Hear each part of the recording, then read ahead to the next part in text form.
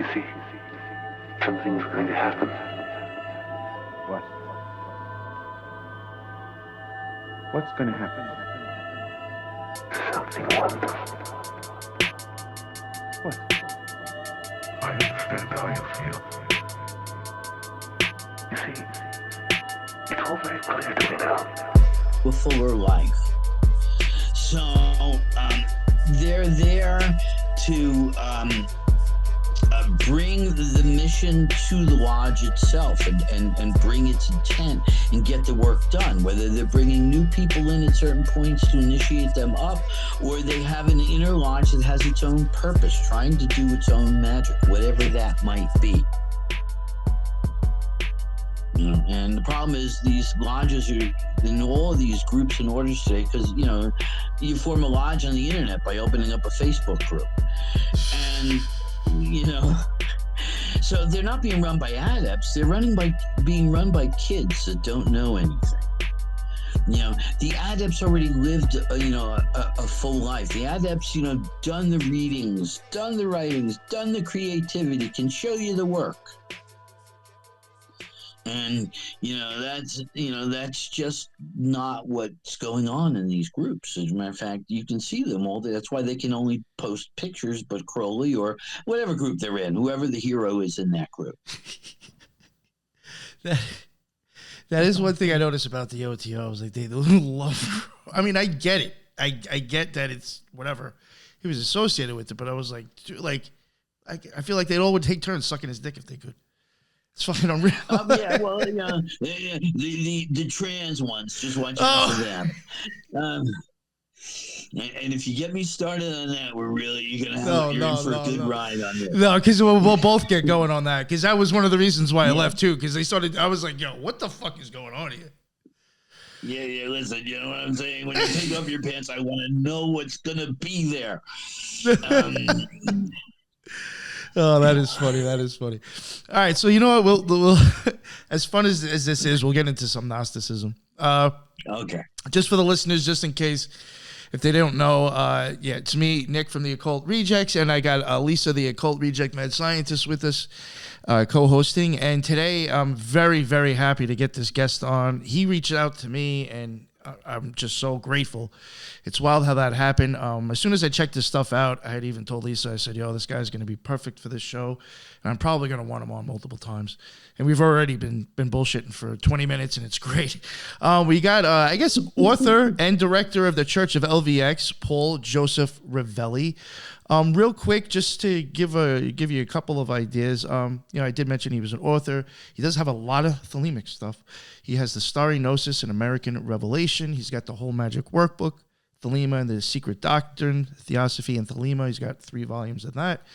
And he's got insights on Liber 7 and a bunch of other books. But definitely go check out his list of books. Some interesting stuff there.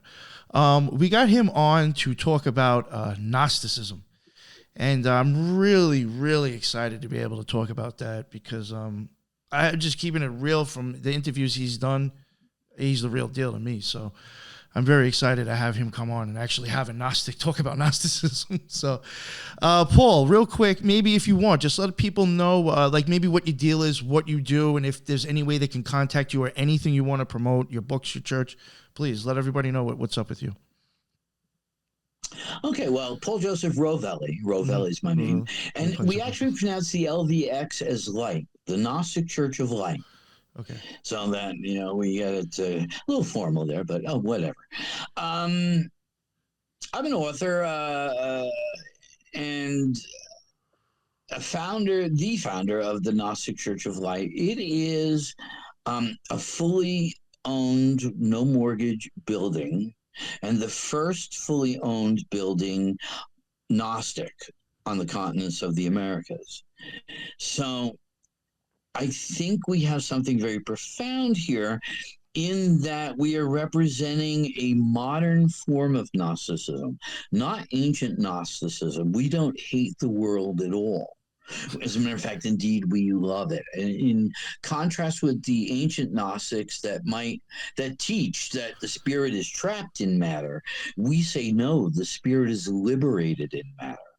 And that's really the key to what our mission is, I'd say. And we're trying to break new ground here in the northeastern woods of the United States, where all of this country's new religions started.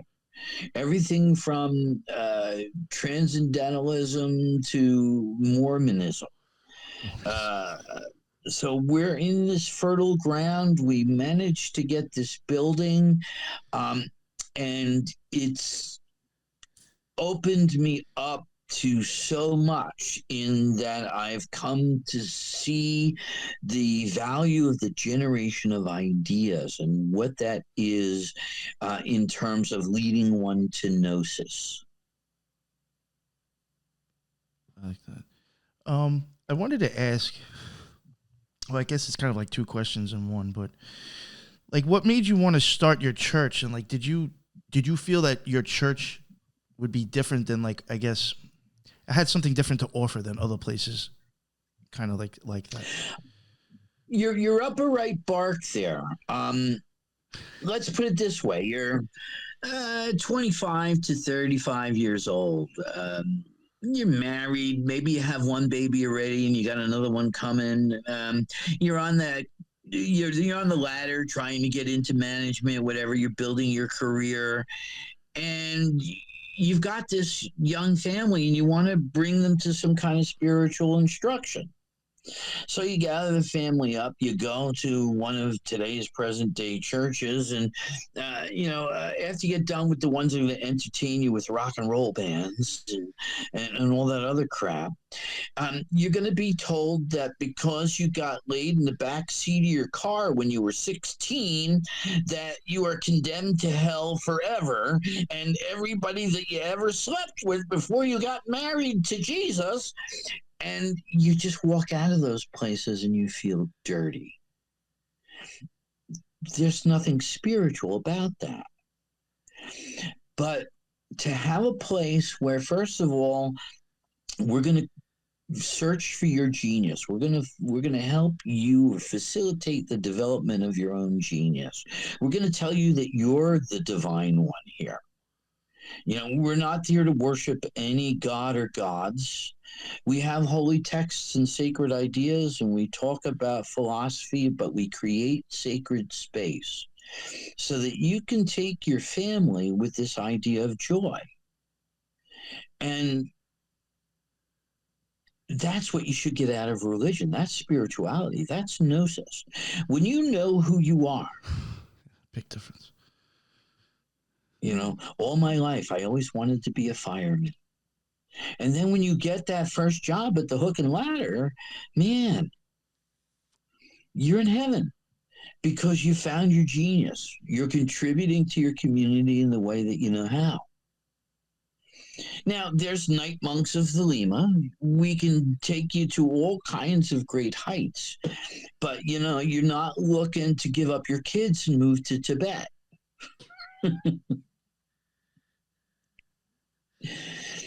So I think I'm trying to find a way to ignite the imagination again towards creative spiritual experience and creative religion.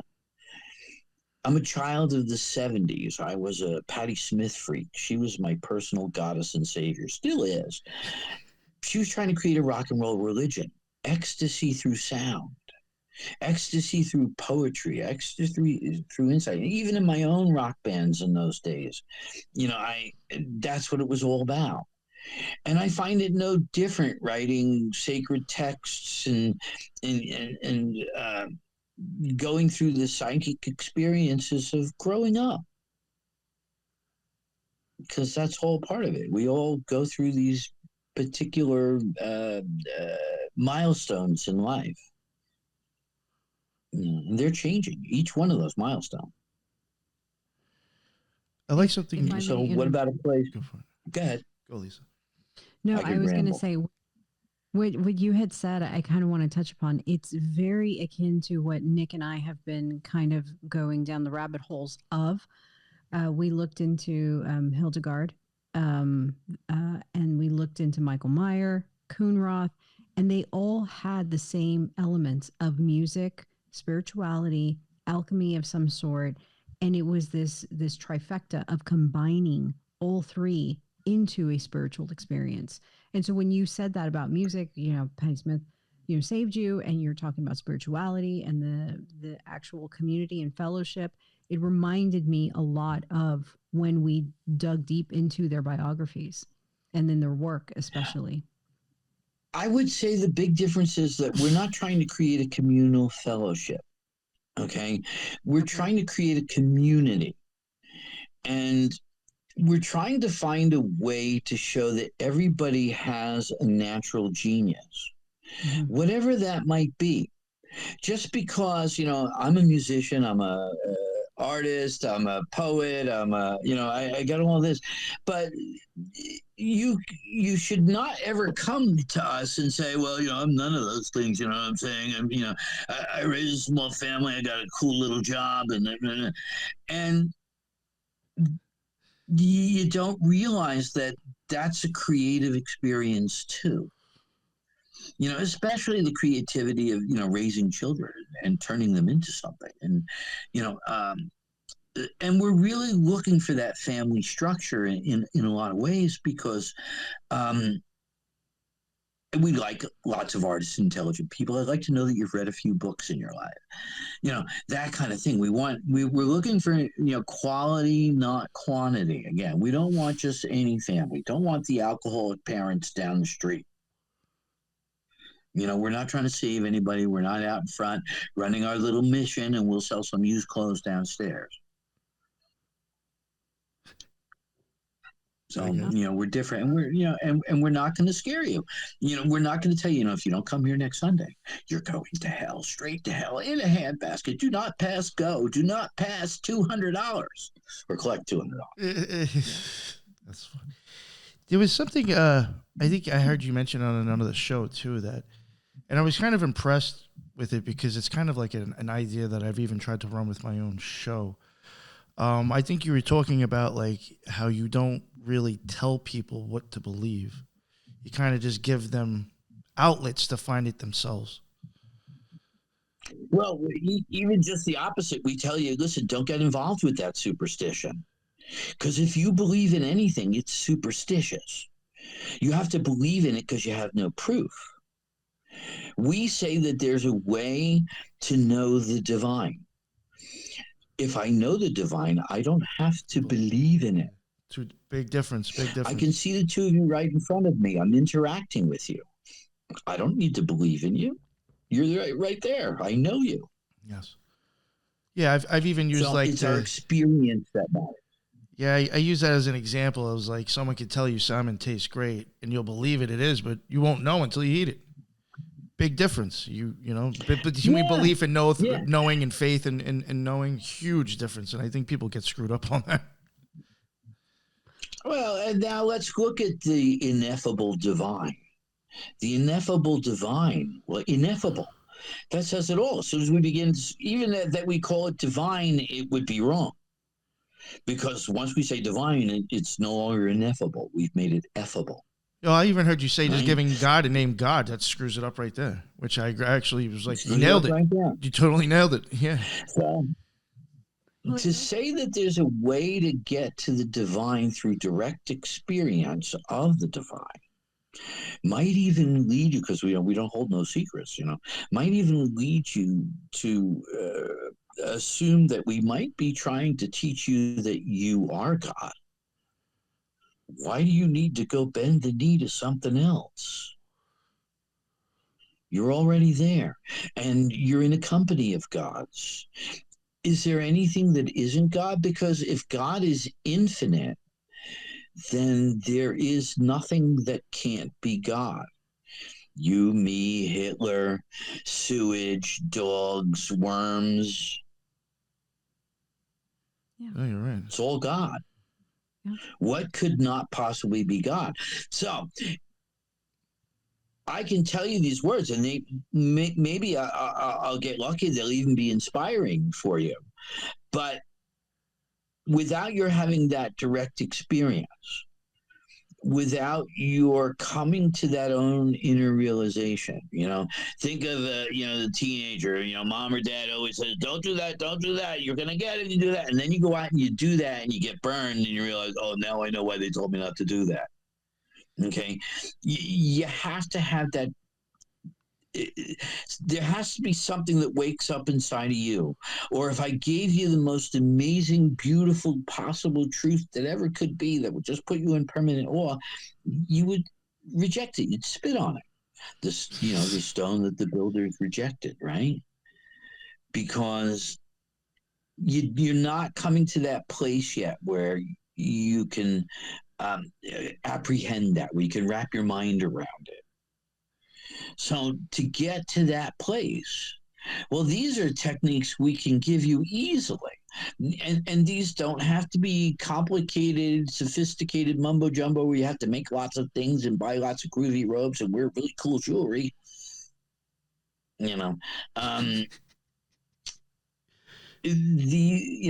This is the purveyance of the mind. And listen, we start with, one of the most simple things I can tell you: read and write. Read the great novels, look at the great masterpieces in painting, and listen to the great musics. Everything from blues, jazz, and rock and roll back through opera and ancient Greek music. Listen to it all. Experience every, Hopi Kachina songs. Experience it all. Some of it you're going to turn around and say dumb shit, but some of it you're going to like. And you'll start to see over time a sensibility grows inside of you. Write on these experiences. What did this, I just saw, Picasso's La Guernica today. And really, I thought it was kind of crummy looking, because you got to be honest with yourself, right? But then explore it. Why did you think it was crummy looking? Well, the crescent moon's always around the girl's eyes. Just really drove me nuts. Maybe I don't understand Cubism. So maybe then you might at some point catch an article on Cubism, right? And then suddenly you're opening yourself up to a whole new perception of reality. You start watching better quality films. You start picking up some poets that you thought were idiots and reading them and going, holy fucking shit, this is amazing. And I had that with E.E. Cummings, but it was Patti Smith that got me there, my personal goddess and savior.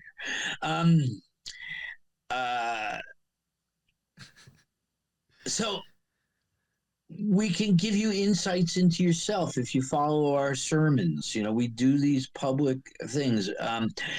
We have a full body of social media: Tumblr, Facebook, X, Twitter, Tumblr, Reddit, rather, where we have a huge YouTube channel.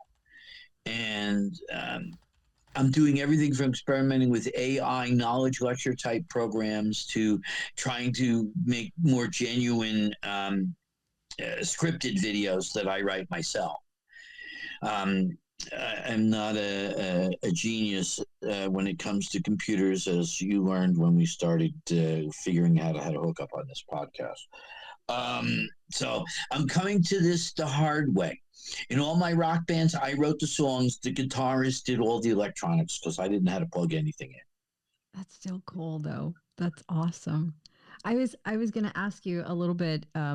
You talked about. I listened to a podcast that you did with some Brazilians. I love that one.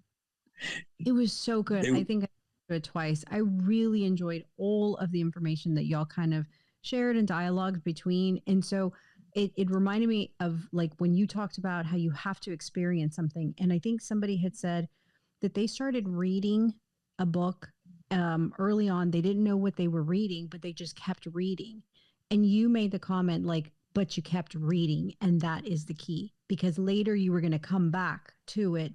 And then it was going to be another layer because you have now experienced it and you're seeing it through new eyes. We didn't say that exactly, but you had the experience and then you're reading it again and now you're understanding, but it was good that you kept reading.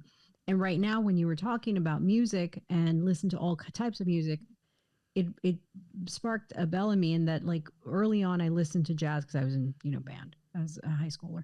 And it wouldn't be until you get your heart completely shattered that you now understand the blues. Yeah, you can read all the Torch songs that you want to read, listen to, but you need a broken heart before we can sing the song with meaning. It's the same thing with poetry. You're just reading it and you're not really understanding. And then when you get that existential moment in your life that you read it again, you're like, I get it. I totally get it. So it crystallized right now when you were saying all that. I remember in 7th grade, we were forced to read E.E. Cummings, and he's the poet that doesn't use capital letters in any of his poetry. And I'm reading this going, people like this drivel? How could anyone? I feel even worse for the guy that wrote it. I was just there. In college, now I'm an adult. I'm in my early 20s. I graduated 22. So I'm probably 21, 22 years old. But at least I've been through a lot of adult experiences at this point. And I'm not a preteen boy. And I chanced on some E.E. Cummings. I was already initiated by Patti Smith, Dominus Sancti Sancto. But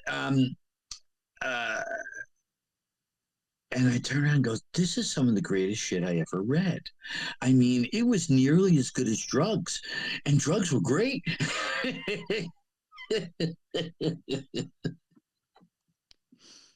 Oh my God, that's funny.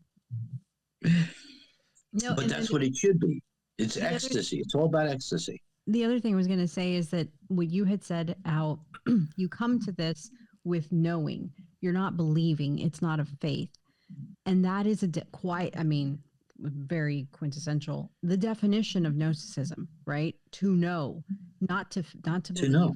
Not to faith. But now, this is where it gets interesting, because these ancient Gnostics wrote all this crap, and if you join these Gnostic groups, they're going to tell you, beware of the demiurge and all this crap, and we're trapped in this world, and we got to get ourselves out of it, and this is the ugly place, And yet, when you read the actual text, like the Valentinians, where most of that stuff comes from, when you look at all the eons that emanated, they're all psychic structures. You know what I'm saying? And then there's the one eon that connects the church with God and all that. But they were doing what you should do in mythology. You create a symbolism where what you're actually talking about is represented by something else. Right, so the god Pan is he's got a certain disposition, and so that disposition tends to represent that same trait in all of us. This is why the gods were so human, right? They did all the things that humans did with all our failings and all our virtues. So. I lost my train of thought. No, you're talking about Gnosticism, how that back then they used to go off on tangents about. Oh, yes. So let's talk about modern Gnosticism for a moment. The basic thing, like you just said to me, was to know. So there's a knowledge, a special knowledge. Okay. Mm-hmm. Well, think about it. That special knowledge is your knowledge of yourself. And knowing that the divine is within you, if it's not already the whole of yourself, it's at least within you. And that's where you're going to access it. So why are we going to start talking about evil things? Because there's no such thing as good and evil. They're just things. Mm-hmm. Now, some of those things may be good for me and evil for you. That's just a matter of perspective and taste. Mm-hmm. You know what I'm saying? And certainly we will not say do unto others, because, if you like to flail yourself at 6 p.m. every night, I'm sorry, I'm not joining you. That's hilarious. Of like a biology. in that, you have predator-prey interactions. There's no right or wrong. It just is. It just is. And, the prey to the predator is food. Right. Sustaining. We kill all day long. Every breath you take is microbes. Everything you've eaten. I don't care if you just eat plants and you're some kind of veggie weed head. You're killing the plants. They live. They have feelings. They reincarnate. It's just a lifestyle we don't understand. Herbivores prey on plants. It's the same thing. Exactly. So, even your very first breath, your body comes out of the womb and it took up space. Well, taking up that space was a violent act. You entered the world and the first thing you did was a violent act.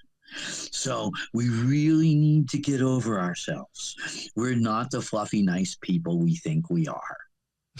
But I'll keep you thinking that because it's to my advantage. I like that. But I like it wasn't whenever Christianity first came on board, there was already people kind of coming into the new millennium that were seeking knowledge, and there were offshoots of Gnosticism and offshoot of knowledge seekers, and that Gnosticism itself was demonized and given a bad rap or a bad name or something because it was a competing theory or competing factions between who was going to win the prize of the that's town. actually a little bit right and a little bit wrong. Okay. There were lots of groups and movements going on in various locations. Okay. Let's tell the story this way. Already planted in Greco-Roman the Greco-Roman religion was this idea of the Logos. Mm-hmm. And the Logos was a half human, half divine person, fathered by usually Zeus or some other frisky little god out there who just really loved those human women. And through the course of that great person's lifetime, he will go through a death spiral. He will die and be resurrected in some way, shape, or form, because he's half divine. Whether he's going to be saved and some god's going to rush in and help him out of his misery, or he'll be rescued from Hades, or he'll even cure himself. And, these are possible. But all these logoi, all these different logos, were very significant in that culture. It was a process of personal transformation. All of that was in their mythos. So out of that comes this Christian sect, which comes out of Judaism originally. And they're just finding a savior, the promised Messiah, who's going to be the general that's going to get rid of the Roman army.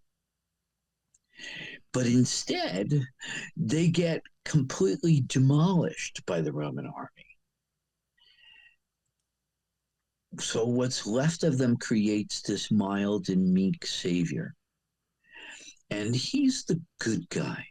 Blessed are the sweet, the people that you don't want to introduce to your mommy. And so this thing starts to catch on, and this Christian group even gets, the ear of Rome, and Rome is probably participating in it too. I forget the name of the historian. I'll think of it. But, he was a Jewish convert who was there, and started writing Flavius. He became the protectorate of Augustus Flavius, and he took on the last name of Flavius. And so as he starts composing, these ideas of this meek and mild Jesus, and writes that into, Jewish history, the Roman record of Jewish history, they eventually start, a later emperor starts listening to these guys more seriously. The Roman Church takes on this Christian sect, But by the time they do, it's no longer just Jews. The Jews stayed with the Jews. You still had to, get your pee-pee cut off. Circumcision, I couldn't think of it. You still had to do that. Whereas up comes Paul, who's now going to write his own version of the story, and he's going to write it to non-Jews. And this becomes really, really big and strong, and rather quickly because Constantine adopts the church.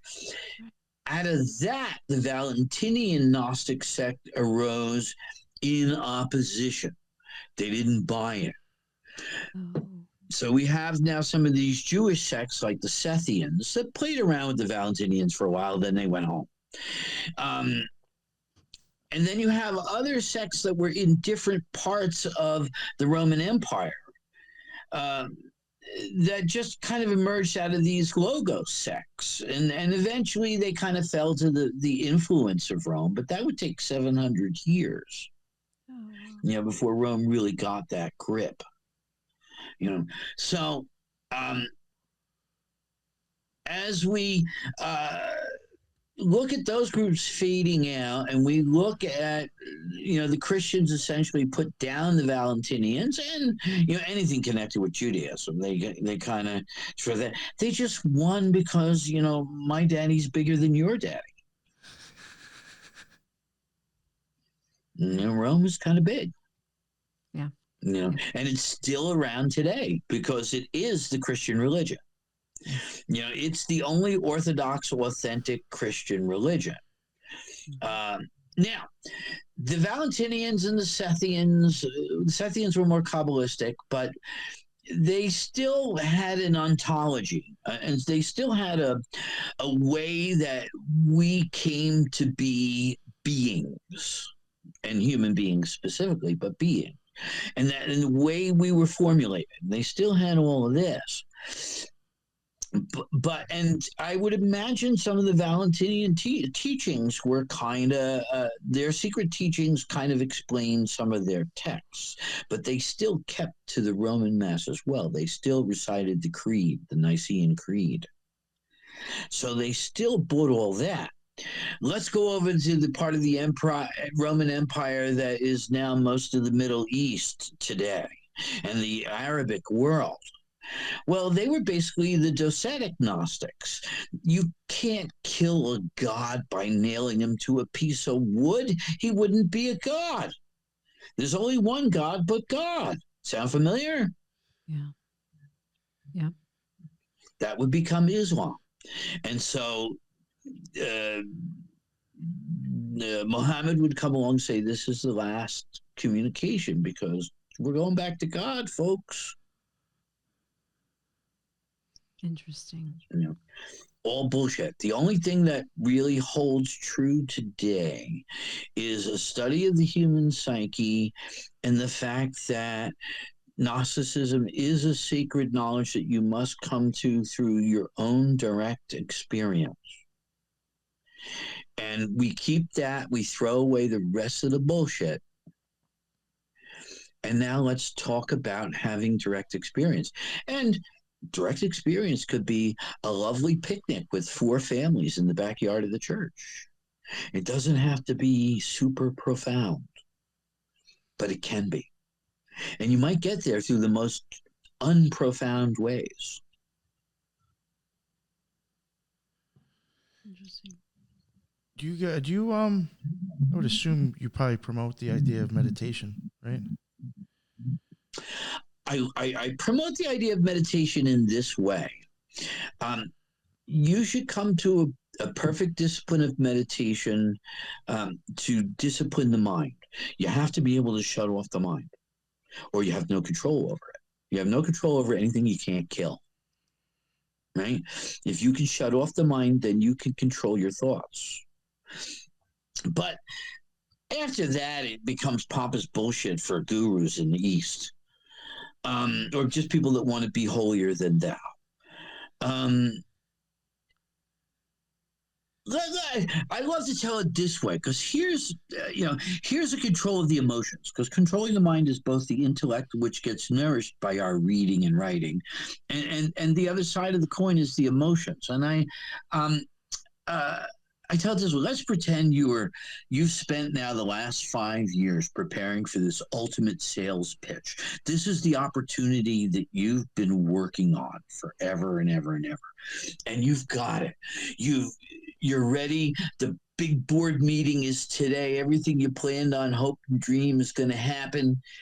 And just before you walk into that meeting room, your office phone rings, you pick it up, and you find out that everybody in your family has just been killed in a tragic auto accident.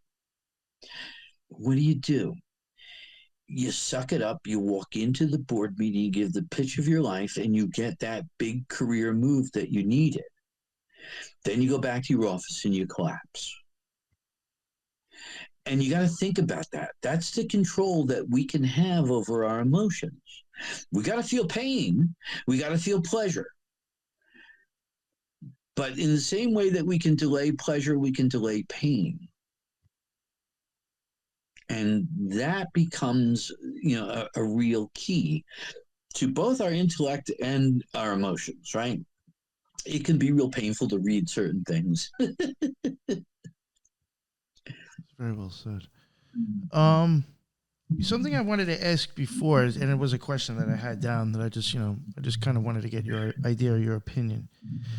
There was a couple of things that came up that made me wonder, and that's what I was going to ask. Do you believe, like, when you talk about, like, first off, you did say you don't tell people to worship any gods.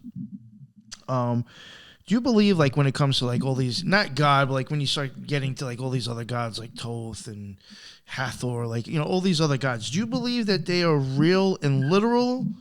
Or do you think that maybe they're kind of just, like, almost like art expressing an archetype?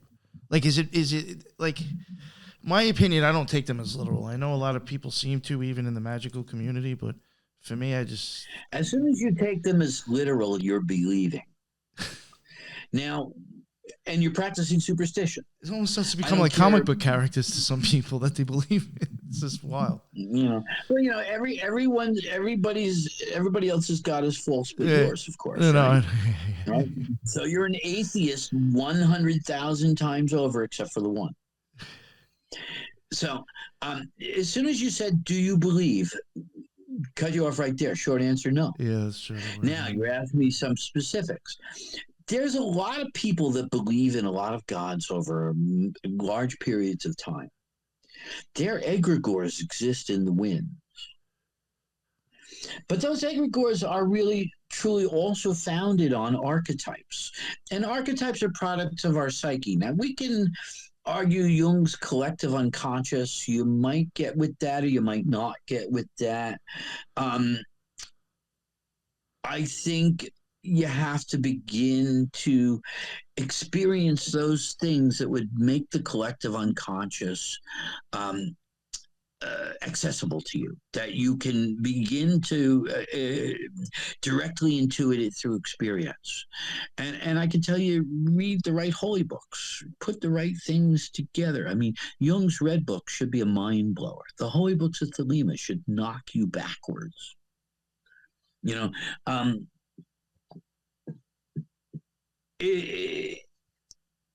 But again, it's getting the mind to that level that, as Patti Smith would say, manipulating your particles of charm, and you got to bring that energy up. So, they call it the Kundalini in the East. The Kundalini rises. If it gets, to my head, there's enlightenment. Well, that enlightenment is everything that's already in your mind. The question is, can you access all that mind? Do you even know it's there? And most people don't. Most people do nothing but run from pain and towards pleasure. And they don't think about a damn thing about their lives. They just do what's supposed to be done next. And that's not a purposeful life. You're not living a real life. The unexamined life really isn't worth living. Gnosis is the only life. Superstition, believing in this or that, is ridiculous. because now you're dead. You're just a zombie. You're the walking undead. Get it over with already. Oh, wait, you got to run the electric plant. I guess those of us that are awake still need you. That's funny. It's almost like they're running to soothing, right? Oh, like they're yeah, just, Say that again. I'm sorry. It's almost like if they're running to soothe, to like whatever causes them discomfort, they're always running towards the thing that soothes them. I graduated high school because I was supposed to graduate high school. 2 years later, I got married because I was supposed to get married. And I got my job, and we had 2.3 babies. And now we have a 2.3 car garage. And I got a little successful. And then the kids grew up and they moved out. And we had empty nest syndrome. And then we found some ways to entertain ourselves, but we just kind of got old and rotten. And, and then we got there. And finally, I'm on my deathbed going, I never lived not 1 minute. Because you were a zombie all your life. Oh, I don't care that you cried at your kid's graduation and you bought the best birthday cake ever. There's a great nobility and a personal genius in raising a family. So I'm not trying to say in that derogatory sense. But if you didn't do it with full knowledge, and don't we often hear new mothers say, they don't give you a guidebook when you have the baby. And their first few years are desperate because they're trying to figure it out. Well, because they didn't do their homework. I really say, oddly enough, those, urban city girls in those terrible neighborhoods really get a better shot at it because at least they get to play mom for weekends when they get that baby doll that, drives them crazy because they learn what they're getting into. And then you learn how to do it, and you've chosen it from your own intuition, from your own involition. And you're not coming home going, oh no, it's going to be twins. I need 3 more jobs.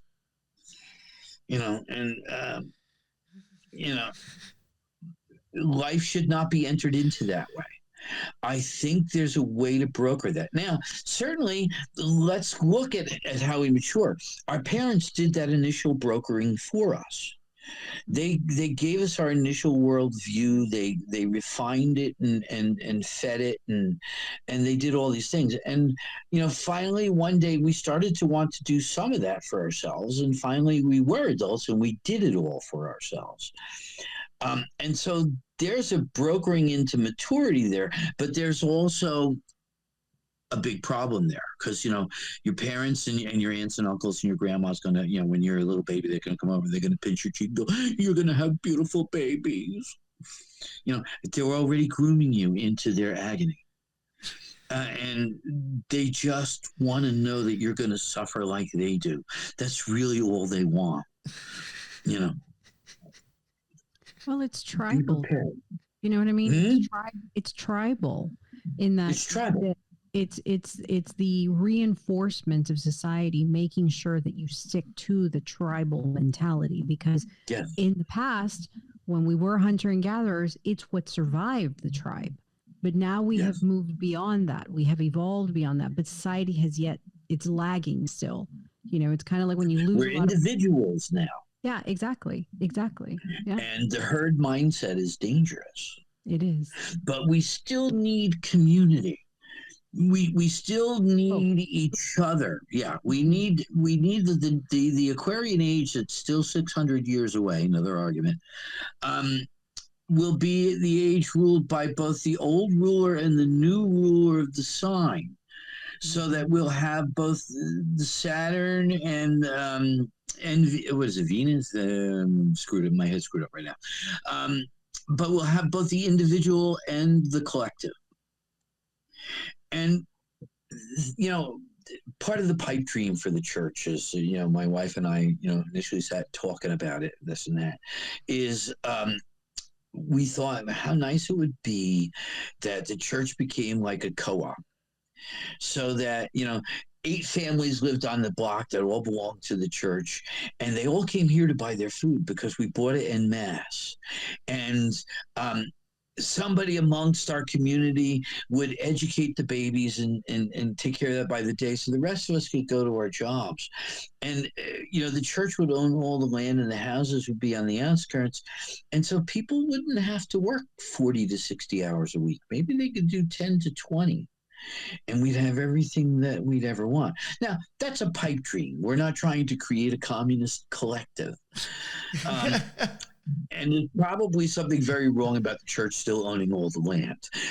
Probably they should each own their own individual land around the church, because, power corrupts absolute, power corrupts absolutely. Always remember that. You know what I'm saying? I might be the nicest guy in the world. Give me power over you, and I'll have your bank account in mine in minutes.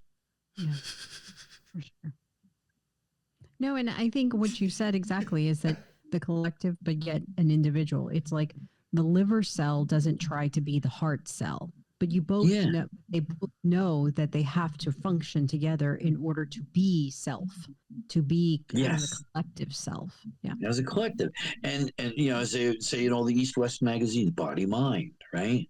And the mind is the soul. The spirit is the animating force that comes in. We'll call it the starry force to make it easy. And that starry force gives you animation and the root soul that is really that body waking up, that aggregate consciousness we spoke of before. And the question now is, when you die, what happens to that consciousness, the aggregate consciousness of the body? Or do you just become nothing again and go back up to the stars? Well, there is an immortality in what we do. And that could be as simple as raising babies, right? But then you'll only be remembered as long as maybe your grandkids if they saw you twice. You know what I'm saying? The true immortals are, the Beethovens and Mozarts, the Julius Caesars and the Adolf Hitlers. Notice that in 2 cases, I gave you artists, and 2 other cases, I gave you, dangerous tyrants. Good and bad doesn't matter. Yep. If you have an effect on the world, and if that effect could be that, maybe, 10 people down the line, your great-great-great-grandchildren will be the next Beethoven. And we need the collective body, because otherwise we'd have no modern world. The geniuses amongst us would still be shooting dinosaurs with their bow and arrows, right? Mm-hmm. So we have to create a society and a world to live in. And as the book of the law says, the slave shall serve. Now, the slaves are just the mindless people, but they collect the garbage, they run the grocery store, they turn the electric lights on, they give us civilization. And without civilization, we have no spiritual growth. So we must never trash them. We must love them, and we must show them their genius. But then we must demand of ourselves a greater genius if we are to know the divine, if that's what you're after. Agreed. Do you think there's... I'm really good at suddenly stopping like that. Yeah, no, that's fine. That's fine. I did want to ask you, do you think there's any huge misconceptions about Gnosticism? Tons. What do you think? Tons. I know many of these modern Gnostics that, just are reading the old texts and, running from the demiurge, and some of them would really like to kill me. I've had knockdown drag-outs with some of these dudes.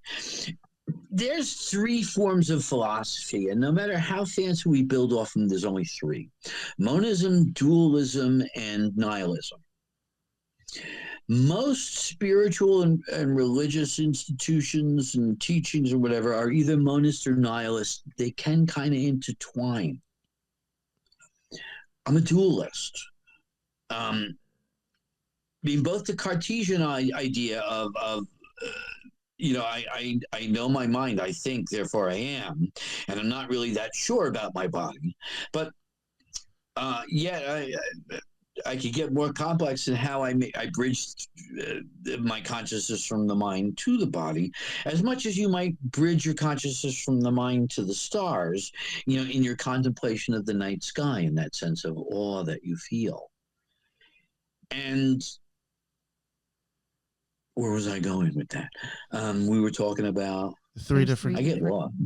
Three different. Oh, yes. So Oh. in that dualism, we have that inner psyche, that world of archetypes, all that kind of thing. What the monist is going to tell you is we don't really exist. Okay, life is an illusion. The world around you is an illusion. You're an illusion. You got to get rid of your ego, man. Okay, your ego tells you who you are. The guy without his ego is the guy walking down Main Street at 12 noon with no clothes on, screaming at the clouds. Okay, because that's what happens when you lose your ego. And if you were in India doing that, they'd call you a holy man. We lock you up here in the West. Okay. And there's a reason, because there is spiritual psychic disease, and that's a schizophrenic that I just described. But he could sound like some gurus I know. They're just capable of sitting down to a polite dinner with you at the same time. That's really the only difference, right? So, the other is the nihilist. These are your religious clerics. They want to keep you asleep. Just believe in Jesus and you'll go to heaven when you die. You're going to see Mammy and Pappy, and don't forget your little dog Pepper too. And they want to keep you functioning in society. Religion is here for them to establish order. Because otherwise, they'd have to put a cop at every window, so that when hubby comes home and doesn't like his wife's dinner and he decides he wants to beat the shit out of her, well, God keeps him from doing it. They don't need a cop out the window. He turns around and says, well, the New Testament says Jesus is really nice. And that is why you always hear them say, how can you be good without the Holy Book? How can you be good without loving Jesus? It's absurd, really. But it gets you to think of yourself. And of course, as I always say, as soon as spirit leaves the temple, morality rushes in to fill the void. Some of your greatest mystics were scoundrels. That famous Russian mystic, I can't remember his name now. But several of them were real famous scoundrels. And there, again, there's no good, there's no evil, there's no right and wrong way to be. But stay away from the nihilists. They're going to convince you that the world is worthless. It doesn't matter. So I just want all your money and all your power, and then you can go away. Stay away from the monists, because they're going to tell you, we were once one, but the one became the all. And your ego is important. It tells you who you are. It tells you how to walk out the door in the morning. And if your life isn't real, then what are you doing here? What are we even trying to do to talk to each other? That's a lie then. Monism can't be. Nihilism is the enemy.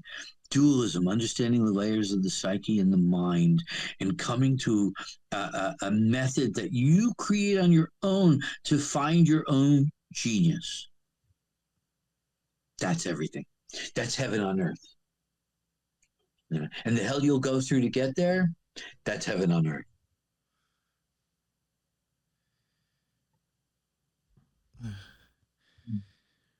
What are, if you don't mind, if you maybe go over, like, if there's any other... let's go away. No. If there's any other misconceptions of Gnosticism that you think is out there? Well, again, they think these ancient documents are the secret knowledge that got hidden by the church because they didn't want you to know the truth. And of course, the secret knowledge is these angels of light came down from the pleroma and gave you the history of heaven. And like heaven has a history. Fascinating. First there was, the poor Sophia, because, somehow you still have to denigrate women. Okay, poor Sophia, she decided to cheat. She was going to make a baby without a big dick. And she did, and it was an abortion. And welcome to the world. And this is what they're promoting. Now, I'm saying it in a kind of a silly way, but it's accurate.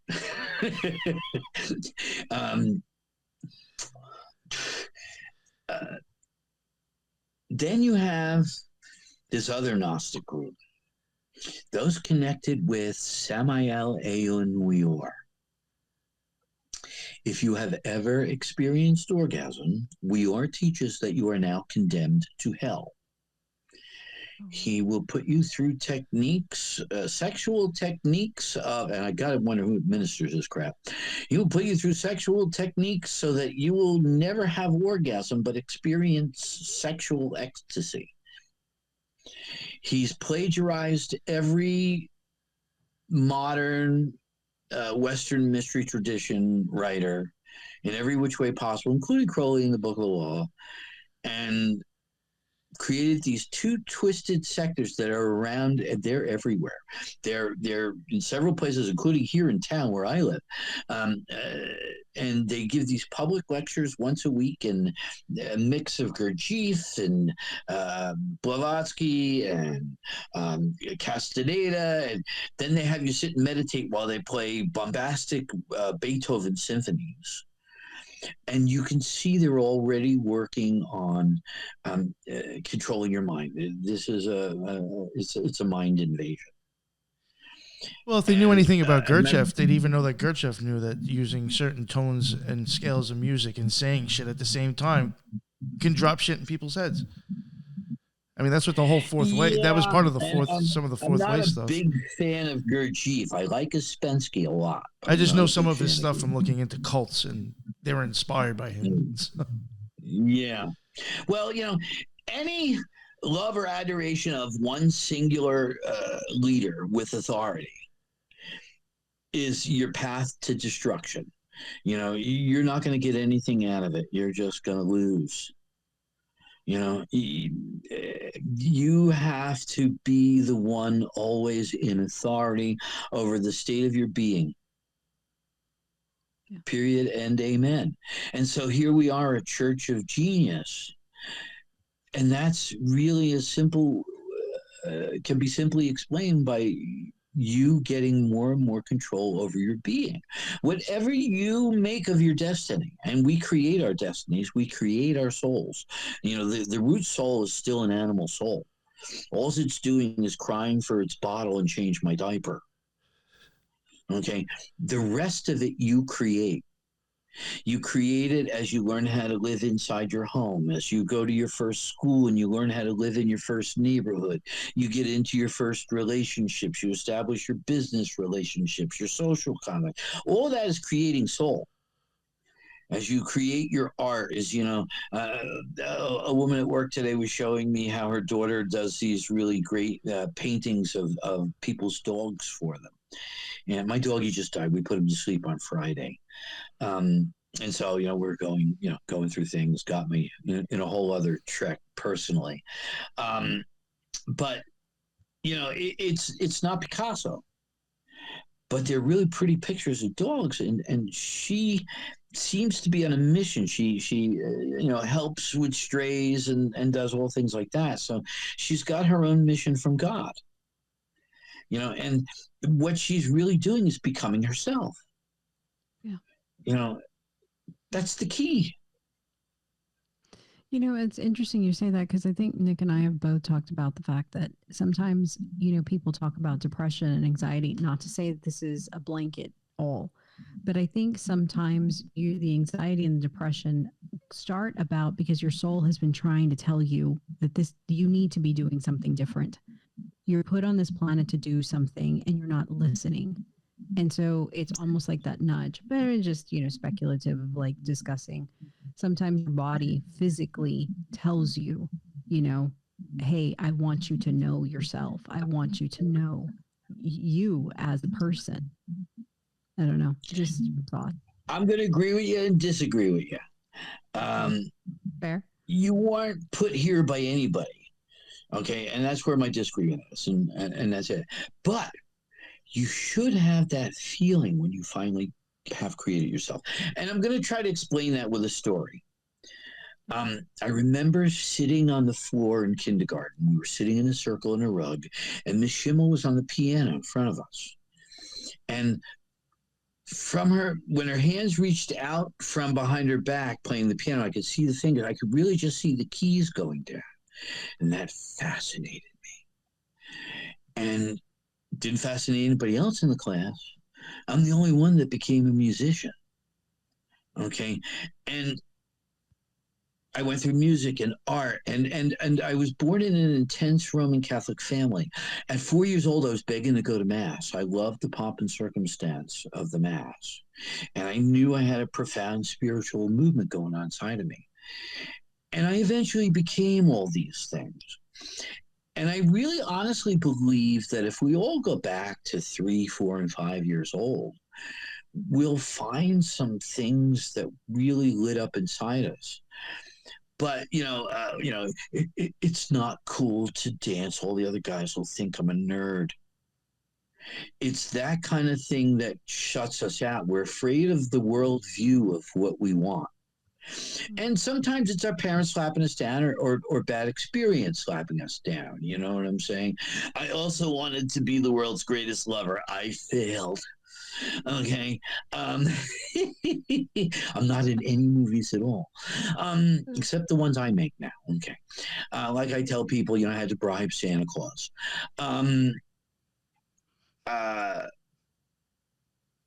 So you don't necessarily have to go back to 3, 4, and 5 years old. Maybe, look at those, 7-year-olds that, played Little League for the first time and now they're playing center field for the New York Yankees. We can come to it even late in life. As a matter of fact, the guitarist in my second band, his mother went to school with. I met him in college, and then his mother was also taking classes, and she was 60 at the time. And the three of us used to hang out a good bit. And after she was in pre-law, after she got done, and she and I graduated around the same time. Russ didn't make it. She went on to law school.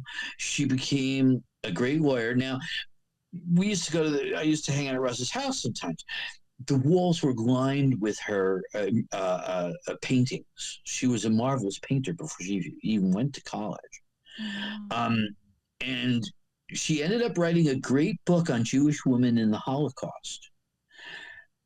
And she did all of that because she probably 58 years old one day said, I think I'm going to go to college. So we don't know when that's going to happen. We don't know how that's going to happen. We just know that it can happen to each and every one of us if you can tap into that inner source and be practical with the world, but not let it be your taskmaster. Yep. Don't live up to mom's standards. She sucks.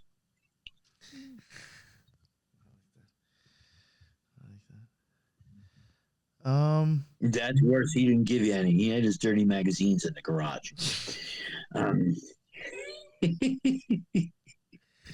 Now we have the internet. Yeah.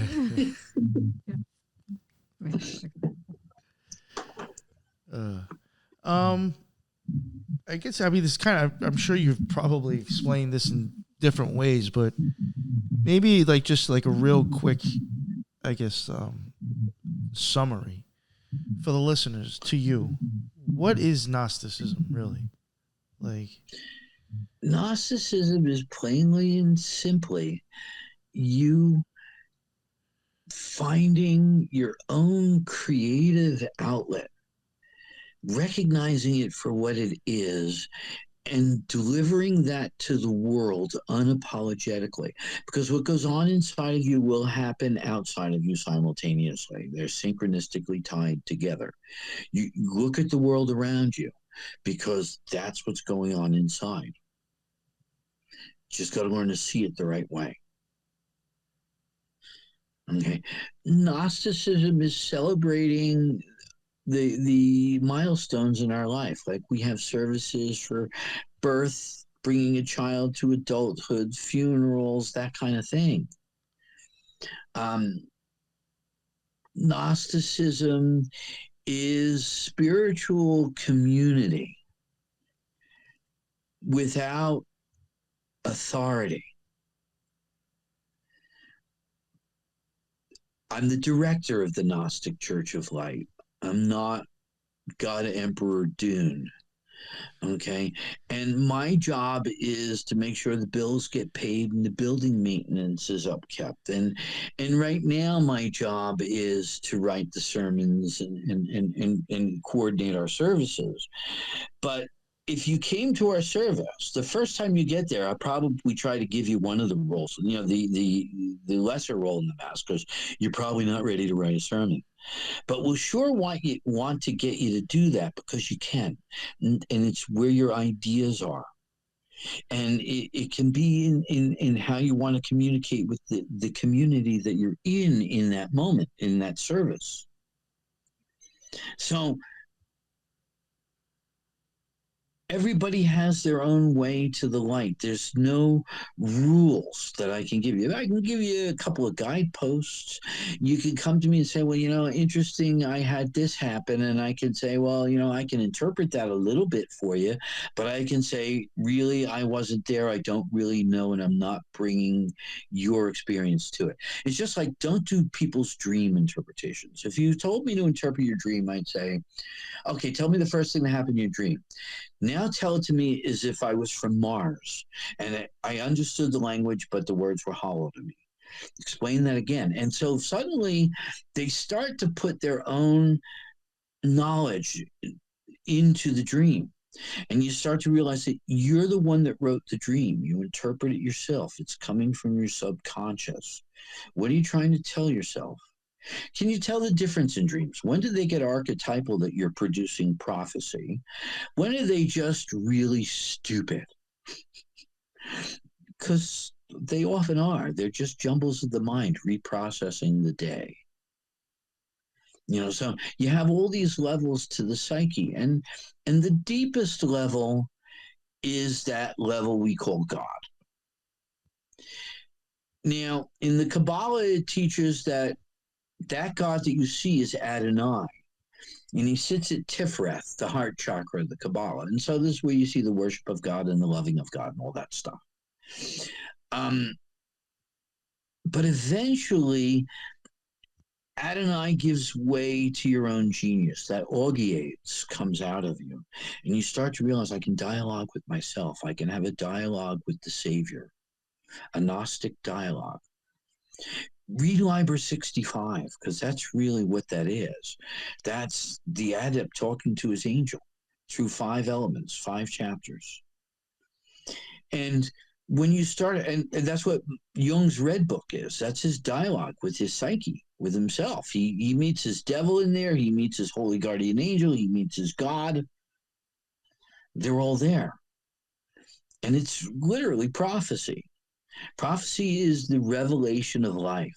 Prophecy is not predicting the future. That's divination.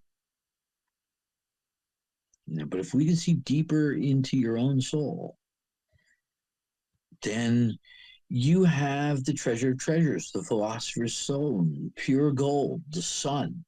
Now you can stand up and say, now I know that I have always known. And so getting back to your point, you aren't put here with a purpose, but when you find that purpose, you will come to feel that you've always known that purpose. I was always that piano player. Born as a teenager into my 20s, who was I going to be? And I'm in a rock and roll band. You know what I'm saying? Who am I going to be? Yes. I didn't know it, but I always knew it. I was always doing this. I'm sitting there going, well, I haven't written a song in years, and I've tried to write a few things, but I've been writing sermons and blogs and videos, and man, I'm more creative now than when I was the principal songwriter for my bands. So I just realized I'm always going to come back to this point. This is who I am. This is the nature of my life. And I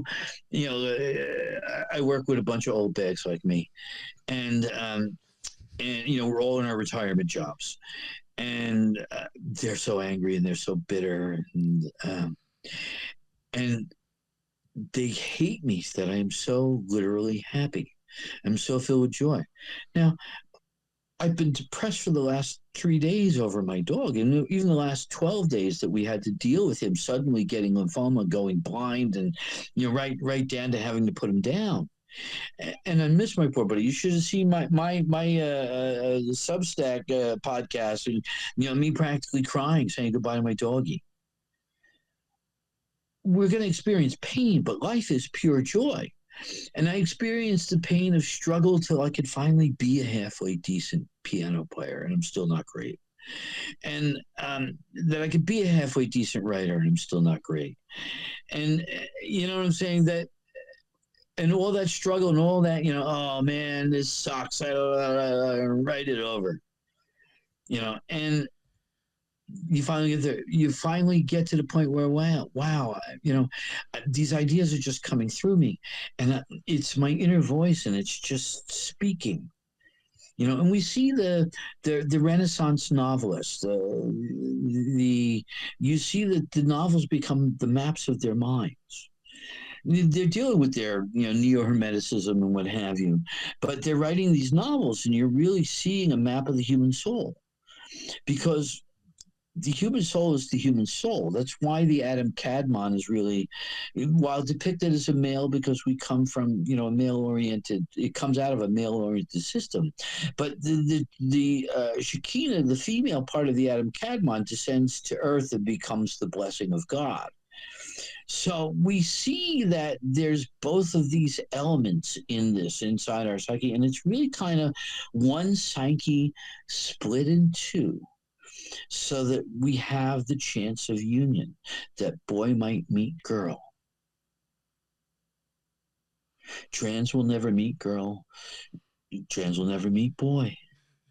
Trans has still got to figure it out. Trans to me is like bell bottoms when I was a kid. We spent the whole 80s apologizing for it. Okay. And it is a fad. It comes down to there's still man and woman. That's the sacred mysteries. And they're going to tend to get together and make babies, and it happens in, 99 out of 100. And, all I can say is I'm the other one. And I say it with pure joy, because I was an artist all my life. I didn't need 3 jobs.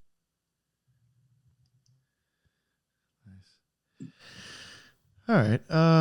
Paul, I think if anything, we'll wrap it up here, about an hour, almost close to an hour 15.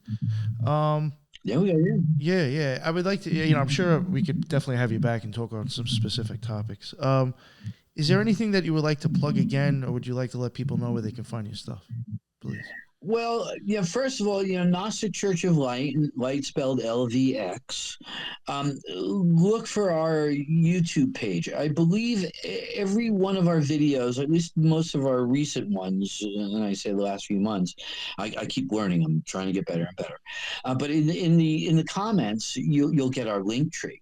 Again, we're on Facebook and Twitter and Reddit and Tumblr. I'm probably going to stop, but I'm starting to get some reaction. But the other 3, there's some activity. Twitter, I may eventually stop because I'm not getting too much. Facebook, I'm only there out of really desperation, because that's where kind of everybody is. And some of our donors, they're not anywhere else, so I would be abandoning them. But Reddit is where we reach a lot of people, and we get we have conversation, and that's really worth your time if you're into conversation, if that's what you want to do. And then, of course, our Substack, which produces our podcast, which goes on to one of those main podcast things automatically when you do a Substack. And I'm going to cancel my blog, even though I got about 300 articles on there. We're just about to start our annual membership funding drive, which we do from January 2nd to the spring equinox every year. And we try to get new members, hopefully to get a couple of new donors. This past year, we've invested $30,000 into painting the building. The year before, we fixed the roof at $20,000. we're putting in a great effort. The volume of time I put into all the social media, you got so much that we have to offer to teach you. It's all up front. It's all free. If you can give a donation, great. If you want to subscribe to my Substack as free or as a paying member, great. Come, try us out, test our ideas, quiz me, disagree, but don't be disagreeable. And let's explore life together. You just might make a point, something I didn't understand. Yeah, and if you want, after the show, email me all your links, and I'll make sure I include them down in the bottom. You know, in the show notes for I'll for get the it. show. I'll get it. I'll give you just all you have to do is click on the link tree. You know. Oh yeah, Linktree that's is? awesome. Yeah. Yeah, just click on the link tree. You got all our links. Yeah, we use that as well. All right, awesome. Yeah, give me a link tree, and I'll make sure I include it in the show notes. Lisa, thank you very much again for coming on. I appreciate it. It's always great Thank having you you both. co-hosting. Thank you both for some great questions, and I had fun, and you made me laugh. So that was Hell good yeah, too. hell yeah, oh yeah. No, that was some great stuff. Yeah, I'd definitely like to get you back on in the future. Maybe talk about some more specific topics. Again, thank you both, and that is the end of another Occult Rejects. And until the next one, everybody be well. Later. Be well.